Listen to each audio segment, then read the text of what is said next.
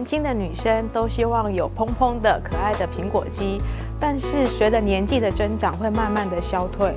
那一定要做医美来改善吗？不一定哦。今天我要来教大家一个苹果肌的运动，然后这个运动同时可以改善你的打呼。那不管是男生或是女生都可以做哦。好，首先我们拿出一根搅拌棒。这根搅拌棒就是我们一般在咖啡厅常常看到的咖啡搅拌棒，或是我们的冰棒棍。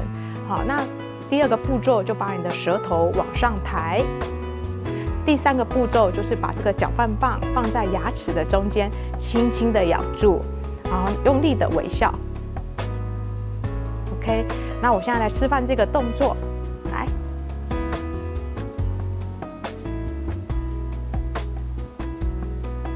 好。在这个过程当中呢，要注意就是我们的牙齿要对正的咬合，然后下巴不要过度的凸出来。那这个动作维持20秒，每天做3到5回就 OK。好，那每天做这个运动呢，你会发现你的脸部的肌肉会有酸酸的感觉，那同时也可以改善我们打呼，外表也会变得更美丽哟。